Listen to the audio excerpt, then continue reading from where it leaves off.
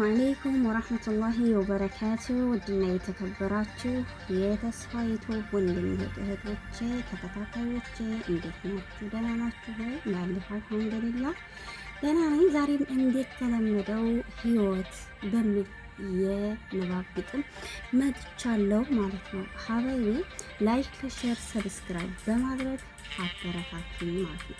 ወደ ግጥም ይሄዳለሁ። ህይወትን በደስታ ለመኖር ይላል። ህይወት አጭር ጉዞ ናት። ዛሬ እጃችን ላይ ናት። ነገ ምን እንደሚሆን ማንም በእርግጥ አያውቅም። ስለዚህ ዛሬን እንኑር፣ በሳቅ እንቀበለው፣ በምስጋና እንጀምረው፣ በተስፋ እንጨርሰው። ህይወትን በደስታ ለመኖር ብዙ ገንዘብ ብቻ አያስፈልግም። የሚወዱንን ሰዎች ማድነቅ፣ ያለንን ነገር ማመስገን፣ ትንሽ ቢሆንም ደስታን መፈለግ በቂ ነው። አንድ ፈገግታ ሰውን ያበረታታል። አንድ መልካም ቃል ልብን ይፈውሳል። አንድ ይቅርታ ግንኙነትን ያድናል። አንድ የፍቅር እጅ የወደቀን ሰው ሊያነሳ ይችላል። ስለዚህ በልባችን ንዴትን አናስቀምጥ፣ ቂምን አንሸከም። ያለፈውን በየቀኑ አንመልስ። ያለፈው ትምህርት ነው፣ ዛሬ ግን ስጦታ ነው። ነገ ደግሞ ተስፋ ነው። ችግር ሲመጣ ተስፋ እንቁረጥ፣ ጨለማ ሲበዛ ብርሃን እንደሚመጣ እናምር። ዛሬ ከባድ ቢሆንም ነገ የተሻለ ሊሆን ይችላል። ሰውን ከሰው ጋር አናወዳድር። የእያንዳንዱ ሰው ጉዞ የተለየ ነው። አንዱ ዛሬ ላይ ደርሷል፣ ሌላው ግን ገና በመንገድ ላይ ነው። ዋናው ነገር የራሳችንን ጉዞ በትዕግስት መጓዝ ነው።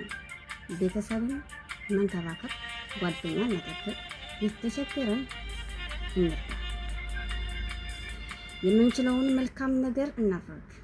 ምክንያቱም ደስታ ስንሰጥ ብቻ አይቀንስም፣ ይልቁንም ይበዛል። እንደ አበባ እንሆን። ዝናብ ቢመጣ እንበብ፣ ፀሐይ ብትወጣ እንደምታበራ እንብራ።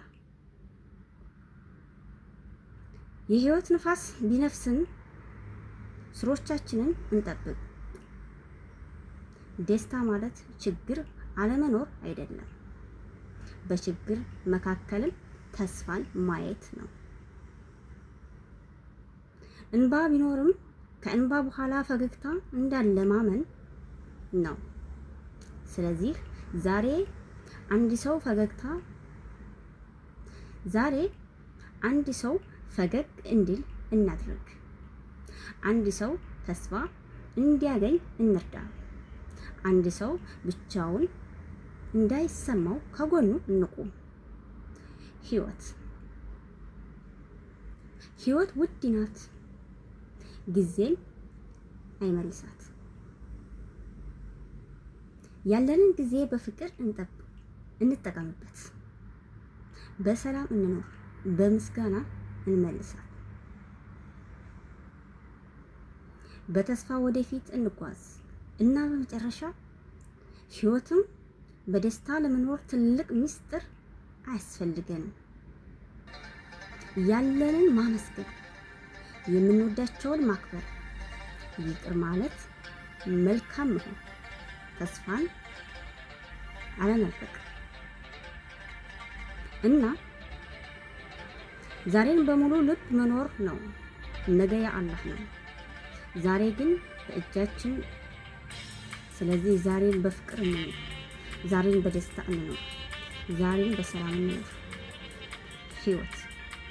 ህይወት አንድ ጊዜ የምናገኘው ጉዞ ናት።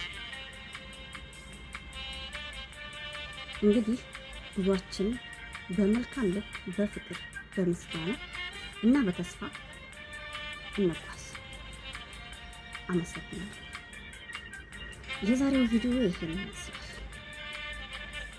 ሀባይ በዚህ በንባብ ግጥም ላይ ያላችሁ አስተያየት ካለ እቀበላለሁ። በደስታ ነው የምቀበለው። በሌላ ቪዲዮ ተመልሼ እስከምመጣ ድረስ መልካም ነው። አመሰግናለሁ።